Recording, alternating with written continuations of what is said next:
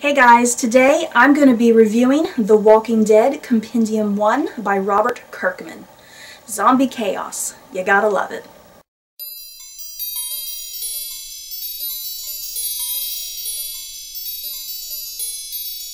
Compendium 1 of The Walking Dead series has issues 1 through 48 in it. The series follows that of Rick Grimes, who wakes up from a coma into a world of absolute chaos. The world is populated by the Walking Dead, or zombies. Rick sets out to be reunited with his family, but also comes across fellow survivors in the process. The Walking Dead is not just a series about zombies. It's a series about love and loss, and the question of what is good and evil in this new world. You guys, this book is absolutely huge. Yeah, I was sitting here, I was telling you the plot summary, and my hand was cramping really bad. It is huge. Like I said, this is issues 1 through 48. And it is over 1,000-some pages. To start off with, I am a huge fan of the television series. So once the show got going, I was determined to eventually get the comic series.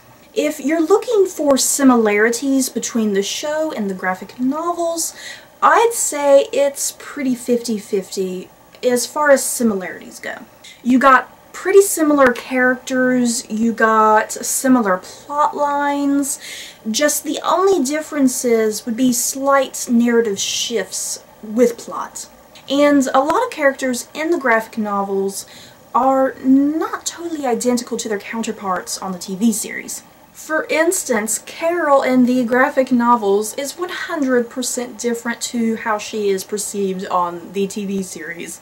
Also, some characters in the graphic novels die either earlier or much later than what they do on the television series. Even though there are quite a few differences between a book to screen, I think that the television series is a pretty good adaptation of the books, if not possibly better than the books. It took me quite a while to get into this book, I'm not gonna lie. It started off a tad bit slow in places, and I kept waiting for the action to pick up. And a lot of the characters, I just could not stand them one bit. Even our protagonist, Rick, got on my nerves on quite a few occasions. I believe it was the character Tyrese who said at one point about Rick, he's a friendly, easygoing guy one moment, and then a raging maniac with a temper the next. And it's because of those two extremes that I didn't like Rick the majority of the time. Because one moment you would like him, and then another moment you'd be like, Rick, stop it.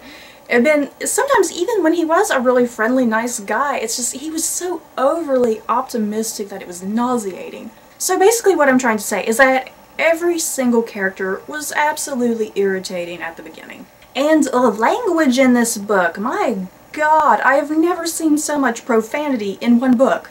I have absolutely no problem with profanity in books. Profanity is realistic speech. But when the F word is flying out of every single character's mouth, every single page, it gets a little too much. And I'm not exaggerating, the F word is practically every page, every line. And I know it's the end of the world, but does everyone have to be all sex crazy? It's like everyone was more concerned about screwing each other rather than fixing their current problems. There's so many random hookups and relationships in this book that it got hilarious.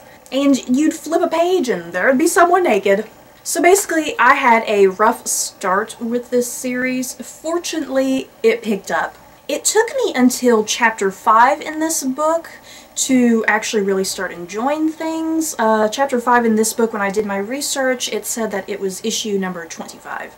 I was beginning to worry that I was never going to love the characters, but by chapter 5, I was really starting to fall in love with some of them. Thank God for the introduction of Woodbury and the Governor. The introduction of Woodbury and the Governor really spiced up the plot, and this is where major character development and growth started to occur. Plus, a heck of a lot more action. Since this is a review of a graphic novel, of course, I need to talk about the artwork. I found the artwork and the paneling in this book to be really fantastic. The whole book is done in black, white, and gray, which I thought was perfect because this set up such a great mood and tone to the characters and the plot, since this is just a world of desolation. You would have pages of multi-paneling, but then you would also have full-length photos taking up a whole page, or even an image taking up 2 whole pages.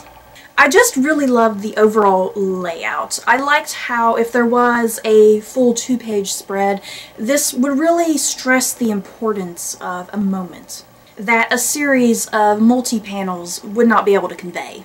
As far as character artwork, I thought this was done very well.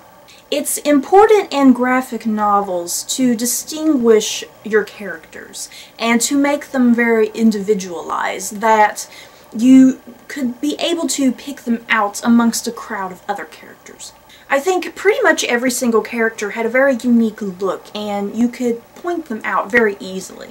I will admit, though, that the character Dale, if he didn't have his hat on in a particular scene, I would often get him confused with Herschel. Dale and Herschel looked an awful lot alike sometimes. The ending of this compendium, oh my god, I need Compendium 2 right now. I have to know what happens. The book ends on just such intense action and just, it's horrible. It's, oh god, everything just goes to hell. I have to know what happens.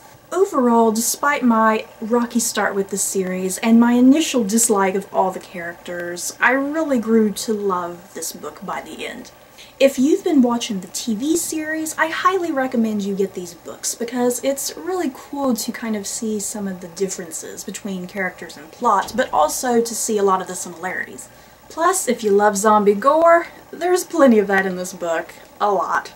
I will say, though, I recommend children not to read this book. Like I said, there was nudity, there was tons of profanity, tons of gore and hacking off of limbs.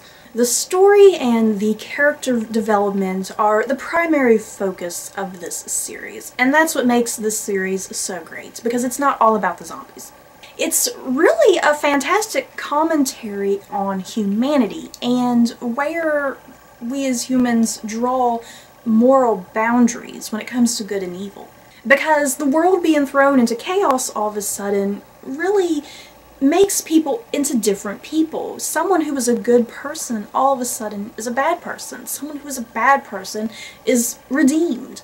And really, the zombies technically aren't the villains. It's the people themselves who are the villains, who are their own worst enemies, who threaten the lives of others. And as you come to realize, people either thrive or die in this zombie apocalypse. And those lines between good and evil are really hard to distinguish sometimes. And that is what makes this book so great. I hope you guys enjoyed this review of The Walking Dead Compendium 1 book. I cannot wait to get Compendium 2 so I can see how everything continues. Don't forget to like, comment, and subscribe, and I'll see you guys next time. Bye.